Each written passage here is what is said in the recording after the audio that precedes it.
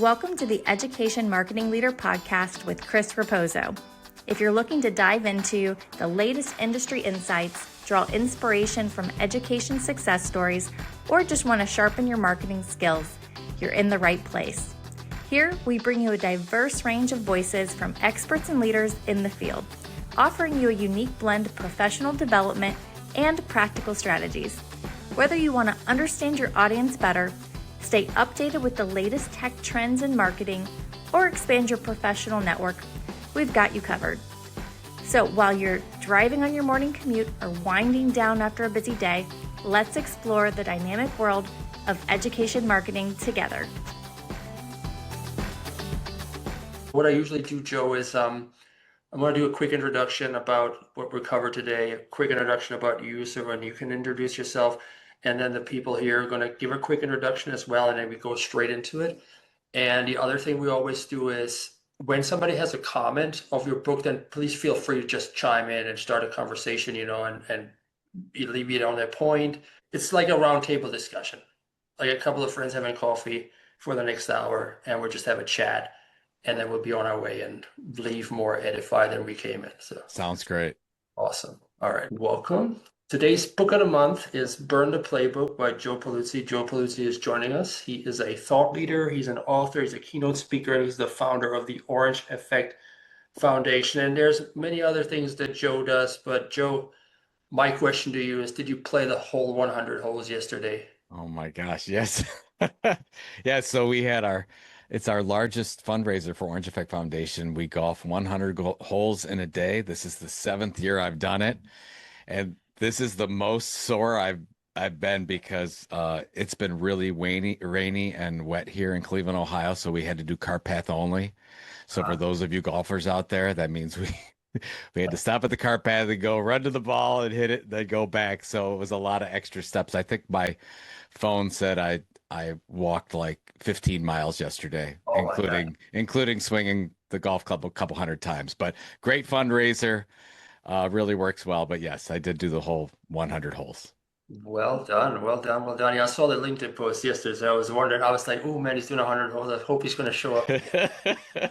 But here you are. So my name is Chris Raposo. I'm a marketer. I have a podcast, storyteller. I love to run.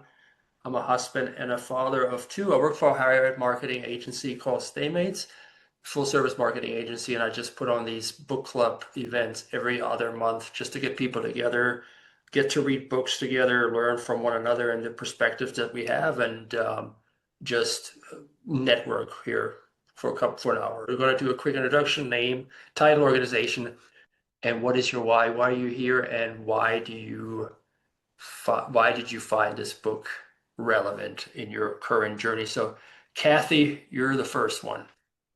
All right. Well, hi, everybody. First of all, I have to say, Chris, I feel like you picked this book exactly for me. And Joe, you wrote it for me. So thank you to both of you. I am, right now, I worked in higher ed for 31 years in Philadelphia, and I transitioned to having my own coaching business for higher ed leaders in December. So really living my why right now of helping people really figure out their why and create their next step. And this was just, as I was reading the book, I really felt like this is perfect because I'm in a little bit of that messy middle right now. So it was also I felt like you were my cheerleader, Joe. So thank you very much. I'm excited for this conversation. Yes, when I picked that book and I knew about your career transition, I was like, oh, Kathy's going to really like this one. So, yeah, good job. Jill Whitaker. Hi, I'm Jill Whitaker. I'm the Director of Web Services at Southern Utah University. I've worked in higher ed for 25 years now. I don't feel a strong pull to pivot and change my career trajectory right now, but this book is kind of prominent in my mind at the moment because I did just read it, but also my husband's work is currently working to sell off all their assets and try to shut down everything. And so he is going to be at that point where he's going to be looking to pivot and change. And there were mentions in the book about having a team and people to support you in all of your changes. And that's going to be my role, is to help with that part. So I'm excited to hear the discussion today. Perfect. Yeah, good to have you here. Sarah? Hi, I'm Sarah Louise Shoup. I work at Cornell University at their newer public policy school, and my title is Assistant Director of Enrollment Marketing and Digital Communications. So I work to try to recruit students to apply for our master's and professional programs. And my why is definitely because I'm about to be 40 years old and I am thinking about what's next. If I need to make a pivot, working in college admissions is tough, and definitely in my institution, it's tough, definitely this year. So I'm thinking about how can I set myself up for the next couple of years, and how can I work with AI to make that a successful pivot. Very good. Very good. You're smart on your part to do that. We have the foresight to do that, you know. Julie? Hey there, I'm Julie Navarra, and I actually made the leap 9 years ago to my own business from higher ed. I was teaching English, for academic English, really, for international graduate students, and it was where I was working, the university I was working in had a change in leadership, and it became very unstable for me in terms of my role, and I knew I needed to create some more stability for myself. And I know some people, it's kind of scary to take the leap, and it feels like it might be more unstable, but it actually has helped me do that. So looking forward to talking with everyone today. Well, it's good to have you here, Julie. Jeff? Hey there, Jeff Ebbing from Southeastern Community College in Iowa, and I am in the midst of burning my playbook. It's pretty charred, but thank you for the new one, because the other one was it was handwritten on Post-its and sticky notes, so yours is much nicer. Same thing, and I'm sort of in the transition from being in my role for a long time. Looked around, was always the bridesmaid, never the bride. Decided to invest in myself, and I like how your book has been so obvious. It's like when you look at this like this, that's not like you come up with this magical Nobel Prize idea. It's like literally like duh kind of stuff. And I really appreciate how you capture it and made it this is the obvious thing to do. I appreciate how you were able to package it in that way and share your own personal story along the way. So thank you for that. Yeah, I really thought that was a good book for you too, Jeff, because I know a little bit about your journey and your plans for the future. And yeah, it's a good book, great book for everybody here, whether you plan a career pivot or not. Brian Piper, introduce yourself to Joe. I don't know if you know him. Good to see you, Joe, and everybody else. I'm the founder of a company called Airflow Solutions. We do AI integration and content marketing consulting, and I was in higher ed for 8 years. And then a year ago, I left the comfort of my job, and like within 2 weeks, Joe sent me an early copy of the book to look at. So I was like, oh, good, I made a good choice.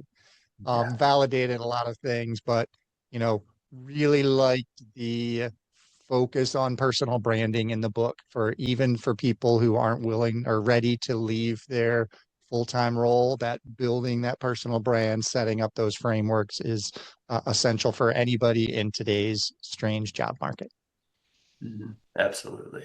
Well, it's good to have you back, Brian. I told Joe that you were the very first book we selected for the Education Marketing Leader Book Club, the Epic Content Marketing for Higher Education. So it's good to have you back as a guest here. And you were here last time as well, so great to have the support. George, first time on the book club. So, George Delani, thanks. First time on the book club, and I have to confess, I am actually not ready to discuss the book because I've just started. Something about me, so I'm a marketing enrollment strategist with EAB. Prior to that, with Bay Atlantic University.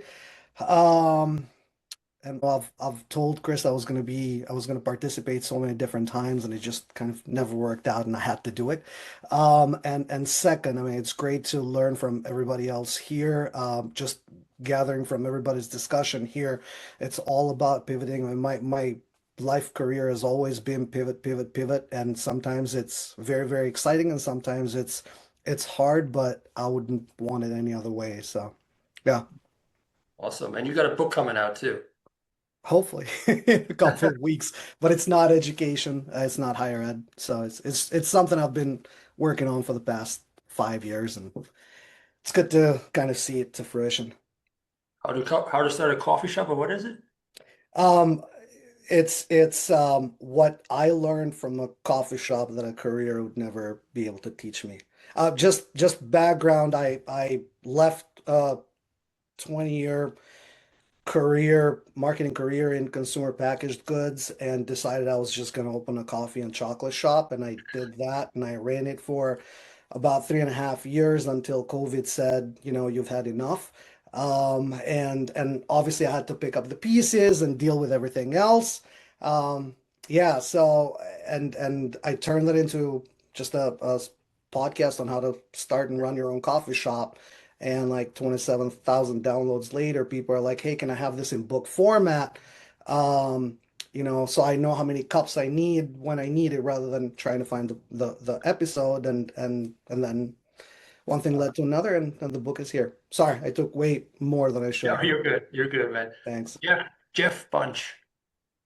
Well, first of all, I'm here live with the group because of your encouragement, Christopher, so I appreciate that. But I have this Venn diagram, and anytime that Joe Pulizzi and Jeff Ebbing and Brian Piper are in the same place, I try and be there. I am the district communications director and a member of NCMPR, like Jeff, at Spokane Colleges up in the Great Pacific Northwest, where we love our coffee. And sounds like most of my current and future heroes are all here. I've been solo in the past. I've relied on Joe's wisdom for years in this field, and then also as an educator using his books to help teach content marketing at Gonzaga University. So I'm saving my money for this book, so I haven't gotten it yet, Joe. So just if you could give me, like a free copy, that would be great. And then I promise I won't burn it because I hear it's pretty good. So, Well, real quickly, Jeff, yeah, you can get a free ebook on my website right now. So, and we can give that link out later, but you can have it absolutely that was free. my dad joke for the day. I'm practicing. But thank you, Joe. I don't know why I haven't I'm just gonna throw in one postscript here. A week after Canvas messaging, which is still going on in higher ed, it's nice to be here with you all. It's good to have you. I send these invitation emails out, messages out to everybody who registered. 9 times out of 10, I get nothing, or I get, hey, sorry, man, I can't make it. But it worked with Jeff, so I'll keep doing it. And last but not least, Pablo Mora, who looks very cold. It's getting warm out here. Where are you?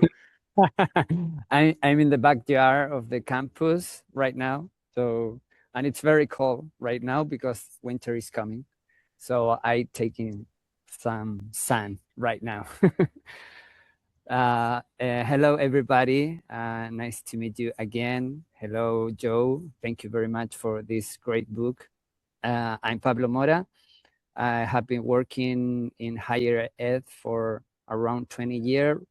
Right now, I'm head of communication at the Vice Presidency of Research and Development at the University of Santiago in Chile, Latin America.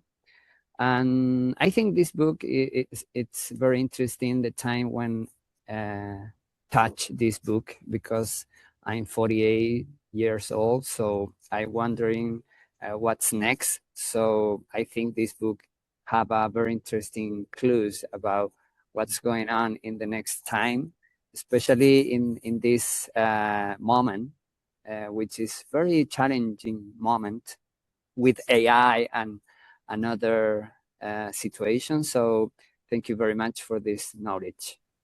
Mm-hmm. Yeah, absolutely. I always kick off the conversation, why read this book? What's your biggest takeaway?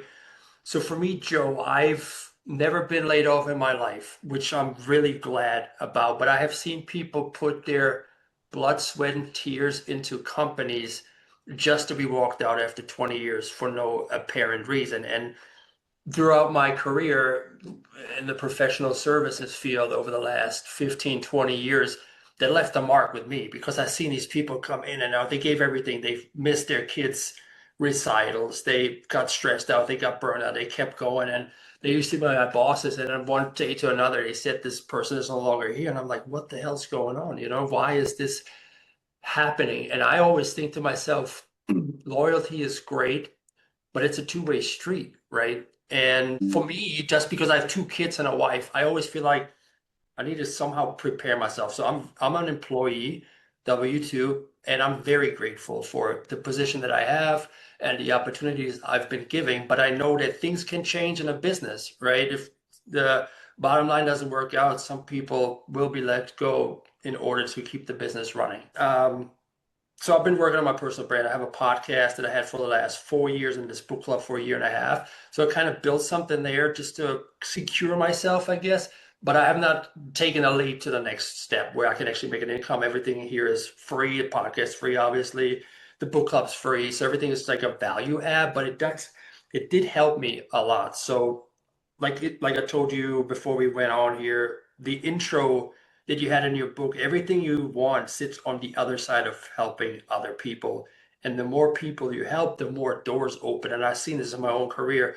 I worked at a CMS provider for 3 years, and last year I got a job to be AVP of marketing at Staymates at a marketing agency, but I got it because of the visibility that I have on LinkedIn, through the podcast, through the book club, just being out there networking, not just sitting in my little office hiding away, and do my job and the tasks that I'm meant to do, but go above and beyond that.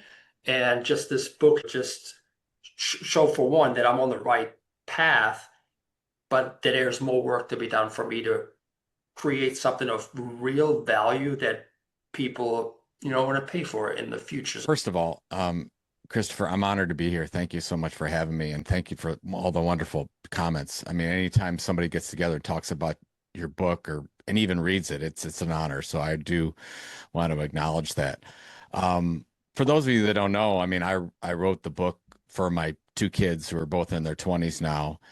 And in a lot of ways, I wanted to write it because I didn't feel that they were listening to me when I talked to them about things. So I felt if I actually put something down on paper and forced them to read it, they were the first two reviewers of this book. I did not plan at that point to publish it, by the way. I did not know yet. So I gave it to them. And I think their mom basically forced them to read the book. And I took a lot of the edits in the final version.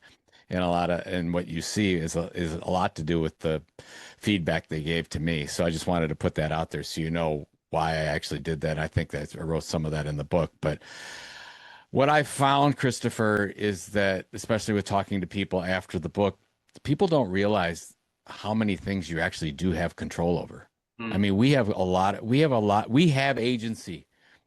We can do anything we want to do. We can build the right relationships. We can affect the right change in our lives. But what I'm finding is that a lot of people don't believe they have it. It's almost like, and I don't know what it is, if it's the environment that we live in now or but there's just a lot of negativity where I can't do that. I can't affect change in that way. I can't build this. I don't have access to this. I can't have freedom because that's somebody else's. I don't have enough time. I hear that one all the time.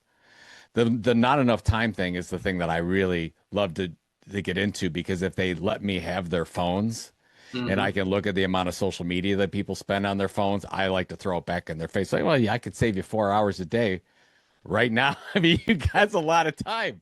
That's years and years that I could save you for doing that. But I wanted to, help people to think about whether you're ready to change or not.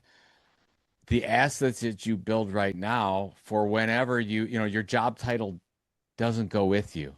If you get a job and you're working at that for 3 years and 6 years and you move on, what assets do you have left? And that's why I wanted to tell the kids, I'm like, you can build the relationships you build, the point of view you have, the ideas that you share, the databases that you have through email or a podcast or whatever.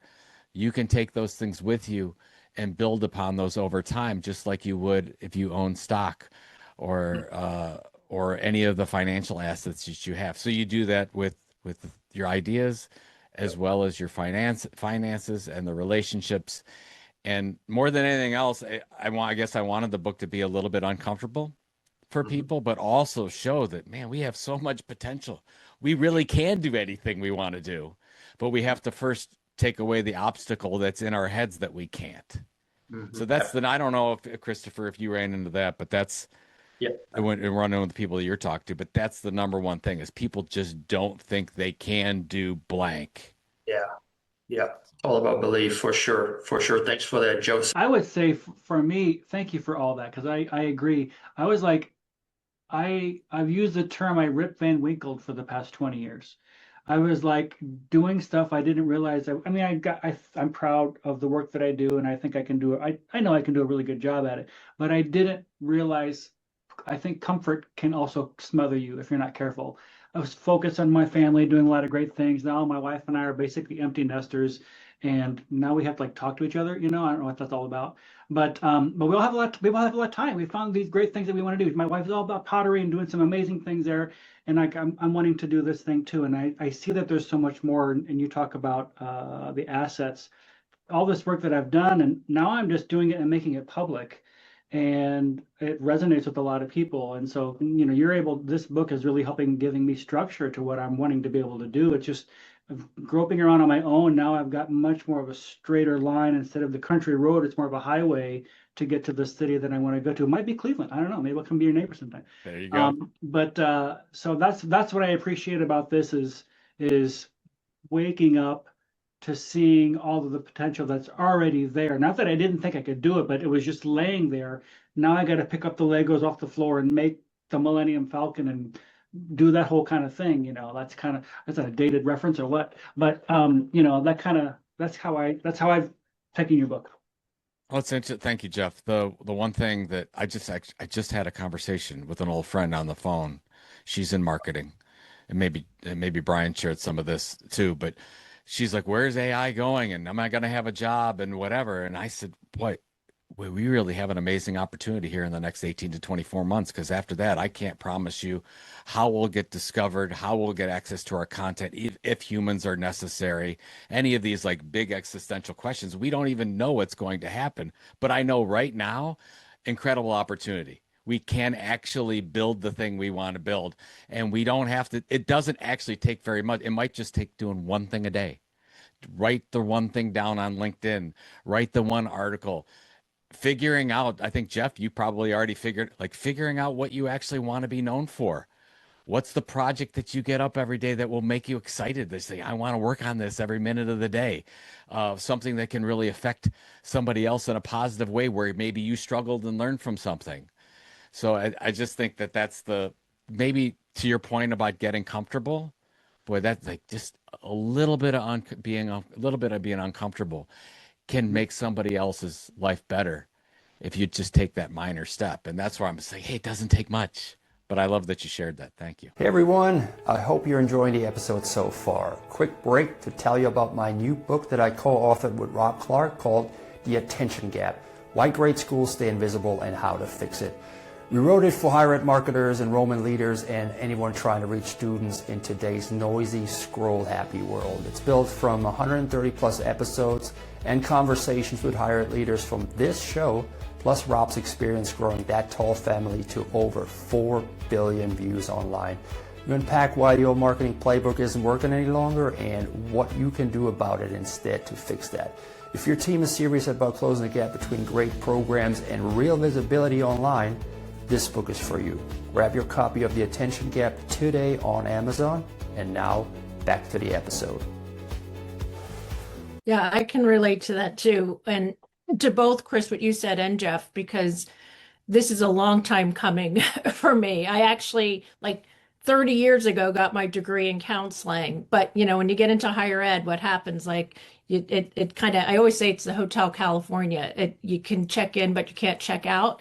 But you love it, right? It's such a great thing. There's nothing better than working on a college campus. So, you know, 31 years later, I've been prepping to be a coach for probably the last 10 years and got finally certified in the last year.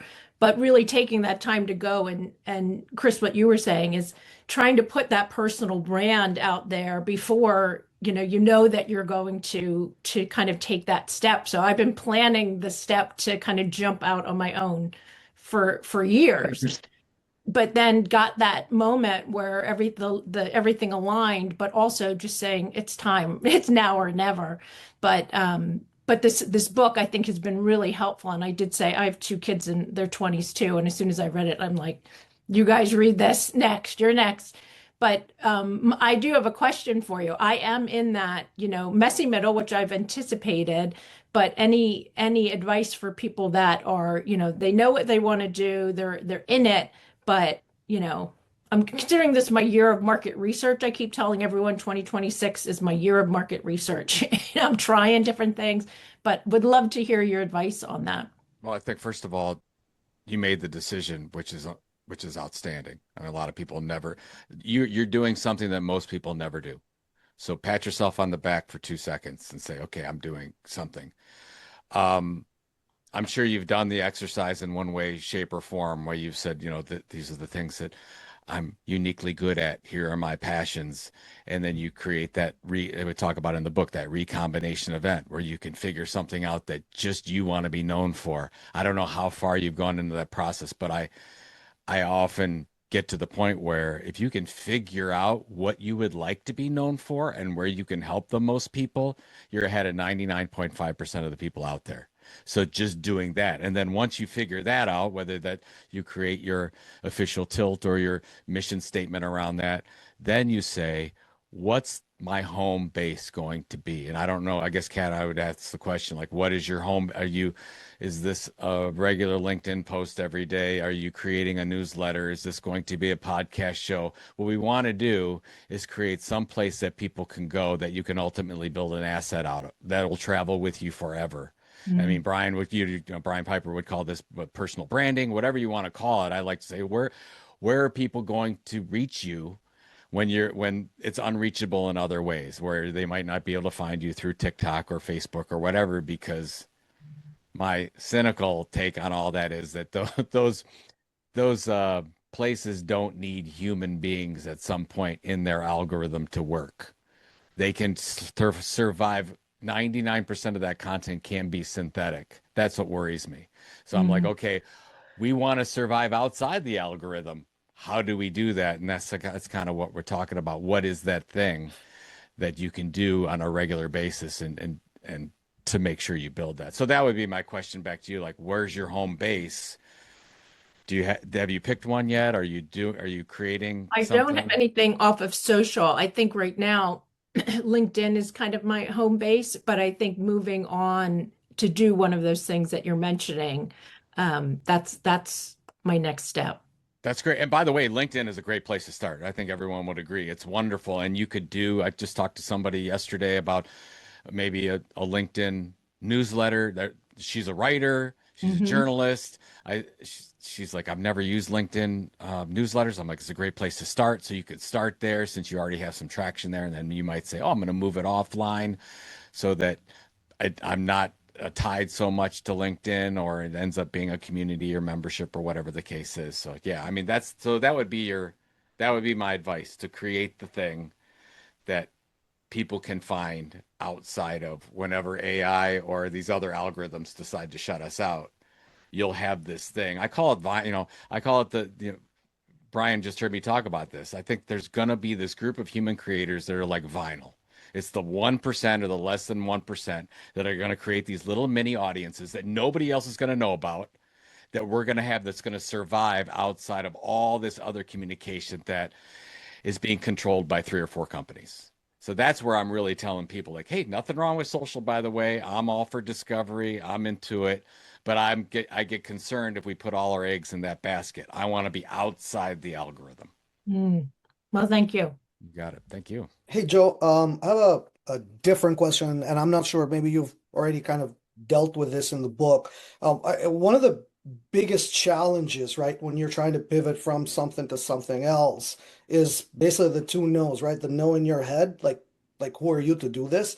And then the other one, once you kind of take that leap and you obviously have to go and sell whatever it is, your service, your thing, getting those no's from the other side of the table. So how do you handle those two? Like, how do you prep for them? What is, and I'm not sure if this is something that you've tackled in the book, but I'm sure it's something you've dealt with. I don't know if I talked about the no, but I do talk about a portion of if you're not quite sure of where you're going, you have to expose yourself to as many different things as possible, so you really get a feel for what your thing is going to be. And so I talk about like Batman when Batman wasn't Batman yet and got stuck in the cave with the bats, and the bats were flying around. Like Batman wasn't Batman yet until all those bats were around and sort of realized, oh my God, there's something here. There's something different.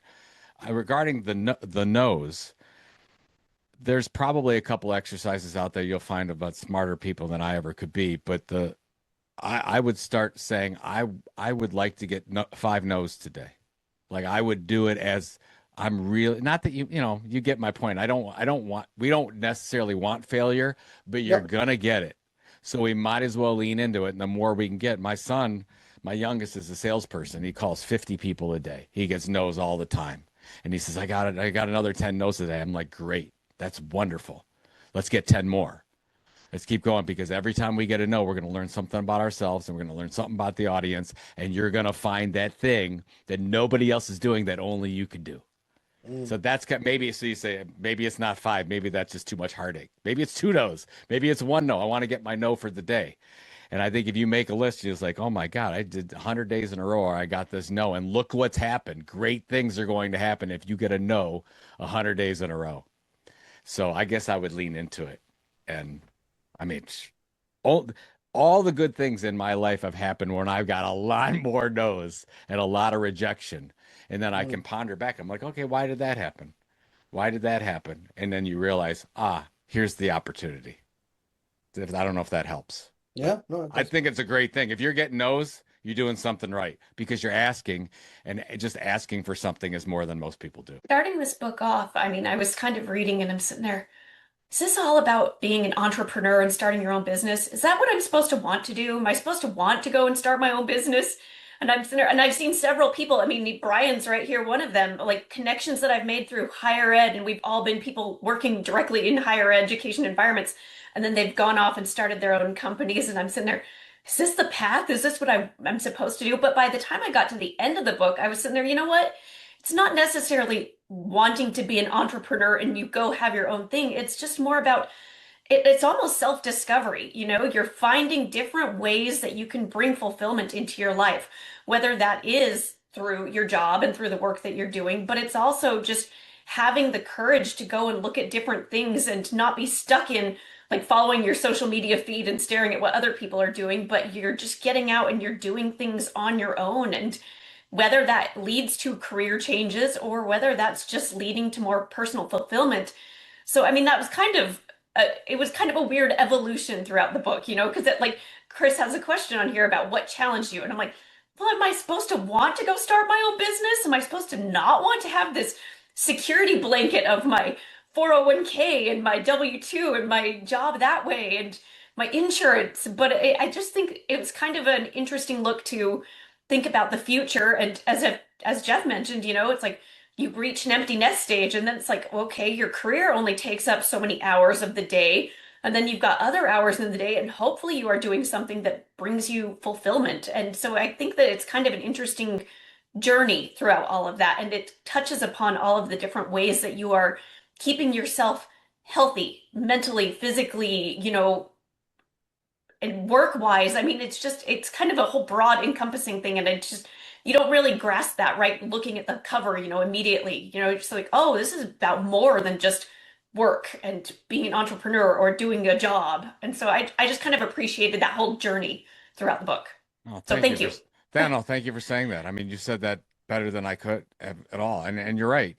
I mean, if you might have to or want to stay in your current role and you're doing these other things on the side, and all it does is it gives you incredible options. It gives you more options to feel better in the role you're at, or if you're not, you can absolutely do something. And I mean, if you just look at it from a simple financial standpoint, I think I talk a little bit about this in the book. What separates, if you look at somebody who's just making it, just trying to get by, having a job, versus a multi-millionaire, what's the difference? The only difference, if you just don't look at the money, just look at how the money comes in, it's the number of different ways money comes in. That's it. So all you're doing is you're just putting yourself out there in different ways. And by doing that, you're creating more opportunity. You might decide that you never want to really take advantage of that opportunity outside of the fact that it's personally fulfilling to you, which is no problem. But you have that. And I would say it is I don't like to talk about anything that's secure or not, because I mean, everything in a sense you could say it's a risky, but I do feel you're diversifying against a worst case example happening to you and your family or whatever. And I mean, I mean, when I started writing the second version of Content Inc., one of the reasons I wrote that version is because I got inundated with texts and emails from people who lost their jobs and didn't know what to do. This is back in, right during COVID. Marketing got hit really, really hard during that time. I think a lot of you know that. Probably your area did as well. So it just gives you those options to say, whatever comes my way, you're going to be okay. Plus, feeling pretty good about it personally. We talked about the difference between multimillionaires and not, but start listing down. You get your job, you have your retirement, you have a couple different income sources. And I think all of our goals should be to have 7 to 10 income sources. And there's hundreds of them out there. But if you get, and I know this firsthand just from talking to some of these people on a regular basis, you get to 7 to 10, you sleep better at night. You feel better about your life. You feel better at everything, because then no matter what happens, some of those will go up and some of those will go down, but you'll get them. That's why we don't buy one stock, right? You buy a mutual fund, or you buy 10 stocks or 20 stocks, because you never know. And some perform really well sometimes and some other times. So that's the financial security that you can build up through that. And it might be very small to start with. Like, I mean, when even Brian Piper, Brian Piper and I wrote Epic Content Marketing, the new version, together. And what do we get, Brian? We get a couple $100 a month off of the book. But you know what? It adds up. And we've had that for the last 3 years, and we get a couple $100 every month. And that's one little revenue stream off of that book. And you had another book, and you had another. So it makes a difference. Hi, Joe. To continue with these ideas, I would like to ask you a very specific question about how long did it take you to find your tilt? And I ask you because I have been looking for, try to figure it out for many years, and it's a little bit difficult to me. Your book give me some clues about this. For example, this exercise to list these 10 things. But I think I'm a little bit trapped in a specific situation because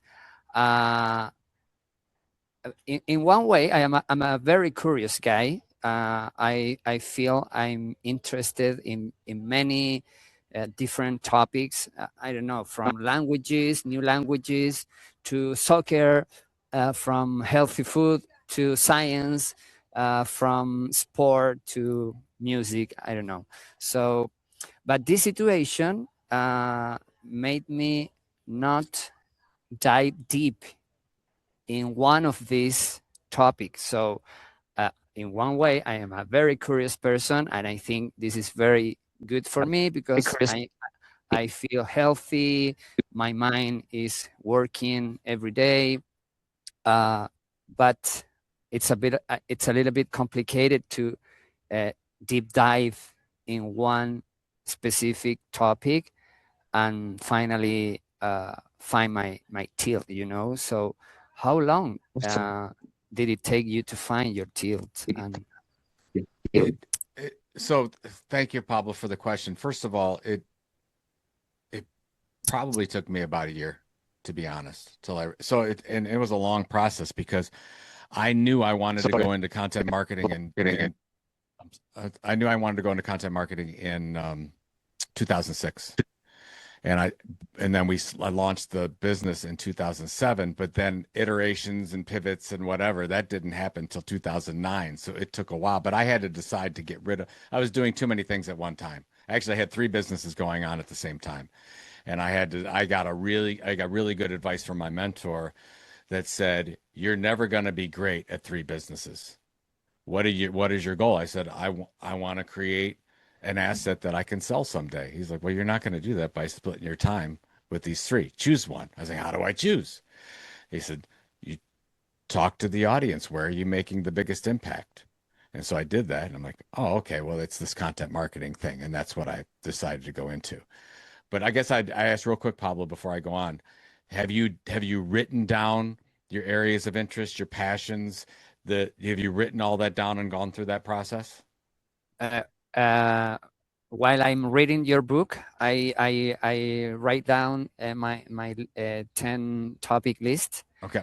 And I realized that these 10 topics are very, very different. So I don't know if this is a problem to try to connect. No. It might be a huge. So I don't know your particular case, Pablo, but just from listening to you, here's what I would say. You have a wonderful recombination opportunity. You just don't know it yet. So you have some very diverse interests and passions and things that you are very good at. You got to connect 2 or 3 of those together to find an audience. And again, when we say like you're targeting an audience of people, we're not talking about 1 million people here. It could be 100 people. It could be a very small audience that you serve. And actually, that's the best case scenario. I mean, Christopher, you're doing this right now with this book club. So we've got a dozen people on here. We're making change in the world happen with a small group of people. That's the best place to start. So whether it's with you're combining music and sports or higher education and healthcare, I don't know all the things you just talked about, but you talked about a lot of them. Figure those things out with and then once you get that, like with a specific person in mind. And I think Sarah, you and I just talked about, is it the person Pablo you used to be in the past? Is it the future? Is it in a friend? Is it in a family member? Is it in this event you went to? That's why I love physical events, because sometimes that's like, I would have never known that content marketing was an opportunity until I got into conversations at a physical event. And I'm like, oh my God, like people are creating all these social media channels. They don't have any good content to share. They're just talking about themselves. Like, that's horrible. They can't get found on Google because they're talking about themselves. They got to create really valuable, compelling information. So then I was like, light bulb went off and go that direction. So I would say be okay with the fact that you have really different areas of curiosity and interest. And that is where you'll find an area that nobody else is doing. And I don't know, that's not the answer, but I really believe somewhere in there is going to be your answer. Thank you. You got it. Good luck. It's a great opportunity because most people have such similar interests. It sounds like you don't, so you might be able to find a nice community somewhere. Okay, thank you. You got it. Yeah, I'm a big fan of the book. The timing couldn't have been more perfect. I was even like, as I was reading, I was like on the fence. I was like, maybe I should or shouldn't have done this. In the last 6 months, watching my wife get laid off from her job of 20 years, watching my brother get laid off from his job of 35 years, it's like made me feel much better about the decision that I've made. And, the fact that I was telling my wife, like, you need to start working on your personal brand. You need to, luckily she had built a big network and she was able to, recover from that. But one of the things that surprised me most about the book, and you've been talking about it a little bit more lately, you even did an episode with Robert on it, on this whole marketing, was the health aspect. Because especially as you like leave your job and you're taking these like new risks and you put yourself at like more mental health stress, as well as, you don't leave the office anymore. Now you're just working all the time. And like, I feel like I'm always like always working. But you talk about the importance of physical health, in this, as you're making this transition. You want to talk a little bit about why you decided to put that in the book? Thank you. But yeah, you know me better than almost anybody does because you actually read my stuff. So for those of you that don't know, my father has had advanced Alzheimer's for quite a few years now. And I was under the impression for a long time that, my cousin and I were like, we're definitely gonna get it. I mean, it's just like both my aunts had died from complications of it. My father's in a serious, and I'm like, okay. And then I started doing research and saying, okay, well, I'm just not gonna, I have control over this. And that's what I learned, is that actually genetics plays a very small part in Alzheimer's or dementia. It's what you do to your, it's the sugar that you eat. It's how you take care of yourself on a regular basis, less processed foods, working out more. I've always been a runner, but I never worked out on a regular basis with resistance training. So I added that. I added more protein. I started taking creatine, those types of things that I'm pretty open about now. But yeah, I mean, just with what we're talking about and being in an office all the time, you have to have the portions where, and by the way, it makes everything better. You got to keep your brain sharp and your body at the same time. We get one shot at this whole thing. So now I feel, since I've been doing this about a year, I also do intermittent fasting, as you know. I start eating at noon every day, and I end my eating at 8 o'clock, and that's made me feel better and sleep better, and I'm sharper and those types of things. So that's really, really important with a change that I've made along with it. But again, it comes back to everything that we're talking about. We can take control of our lives, all aspects of our lives, whether it's our career, our financial area, our or our health, and do all of those things. And you don't have to wait. You could do a little bit. You don't have to do all of it. You don't have to say, oh, I'm going to do the creatine intermittent fast. Like, I have friends that tried the intermittent fasting. They're like, nope, doesn't work with my system, doesn't work with my process, but you go ahead and do that. So those, and by the way, I've got a whole blog post on thetilt.com if you want to read about it. And you're probably referring to that too. And Robert and I just did a podcast on this whole marketing about it as well. But I wanted to say, thanks for the setup, but for everyone's purposes here, what Brian has done better. Brian, I don't know if many of you know, but Brian went from being not known at all in the marketing space to being one of the better known people, especially AI and content marketing and marketing. Brian is one of the leaders in the world now in this area. And I think the one thing that you did better than most people is you went out and just said, who are the people that I need to go out and help? And you helped without asking for anything in return.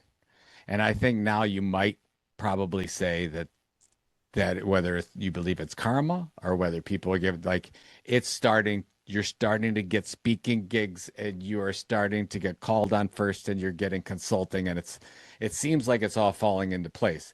This was a strategic move on your part. So even coming back to Sarah, maybe your conversation, find those 20 people out there and just help them without asking for anything in return.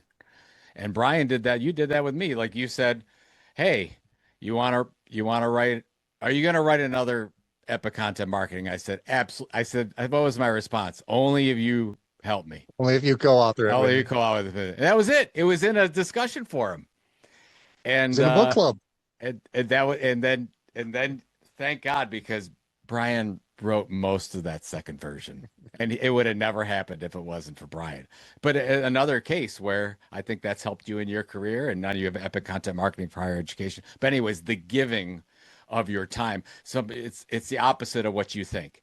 Give without asking in return, and it will come back to you tenfold. And it's happened in Brian's case. And congratulations to you, Brian, for strategically doing that. I don't have a question necessarily, but just a comment that one of the things that stood out to me, maybe was a little bit of a challenge, was the 5 people to have in your circle, the truth teller, the superstar, the expert, those folks. And I feel like, from time to time, I have more of a certain kind of group than others, and I don't always have that balance. And so I guess it could be a question. You could maybe say, how do you maybe give a little advice for how do you build that so it's really balanced consistently? The hardest part that I see is you probably have those people in and around your lives, but it's hard to ask. It's hard. It's hard to ask for help with anything. What I found in asking some of my mentors for that kind of help, I'm very specific and I'm honest with them. I'm saying, this is what I need somebody in my life to do. I have a feeling that you could be that person. This is what I'm asking. Are you willing to help me? And when you do that, I've never gotten a no. I've never gotten anyone that's shut the door in my face, but And I've even gotten back, wow, like, nobody's ever asked me that. I'm like, how not? You're like one of the greatest experts in this, whatever. So strategically, Julie, I would just say, again, I'm all for lists and writing things down. Mhm. So under like truth teller, who in your life would do that and not be a jerk about it? Like who I could really trust with this thing. Right. And then you might have your list there. And if you don't, like, then I always opt for in-person events, like going to these types of things. You probably have some people on this call right now that would fill those gaps in for you where you don't have it. So that's why I said make the list and then ask. Start. You don't have to do them all at once, by the way. Just get one done. Let's get one. Formally, this is my champion.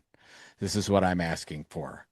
So that's what I would do. Thank you, Julie. Oh, that's great. Thank you. Yeah, so I haven't read the book, as I admitted, but I just want to say this happened to me involuntarily about 10, 15 years ago. And it was right when ACA came out, which was great because that was the only way to get health insurance for my kids. And I had 5 great years at it, and then moved back to my hometown and came back into higher ed. And I think it's a lot more empowering to make the decision on your own when it's not tough. And as I look back now, I had no other choice when it happened to me. And actually, like, the day I got the news, the next day I jumped on a plane to South by Southwest, and a bunch of people from Intel's content team took care of me. So just know that whatever your greatest fear is, you guys are going to be all right. So Thanks so much, everybody, for joining. I really appreciate you. Thank you, Joe. I told you this before. It's a great honor to have you here. I mean, we don't take this lightly. You're taking time out of your day to be here, and we really appreciate you, man. Thank you all. I'm an open book, jp@thetilt.com. If you ever need anything, reach out, connect with me on LinkedIn. Always happy to help. Awesome. Next book's going to be on July 16th, Jay Baer Utility. I hope everybody can make it. I'll put out an announcement on LinkedIn, and we'll see you all next time. Have a great one, guys. Thank you, everyone. Thank you, Christopher. Appreciate you. Thanks, Joe. thank you. Bye. And that's a wrap for this episode, everybody. Thank you so much for tuning in to Education Marketing Leader Podcast this week. If you enjoyed this episode, be sure to share it with your friends and your network. And if you ever thought about starting your own podcast, now that you listen to one and you got inspired, reach out to me via DM. We'd love to help you launch your own. We'll take care of everything for you, the scripting, the strategy, the editing, distribution. All you have to do is show up, connect with your audience, and build your personal brand. So if you're ready for it, let's chat. And for everybody else, we'll see you next time at the Education Marketing Leader Podcast. Take care, friends.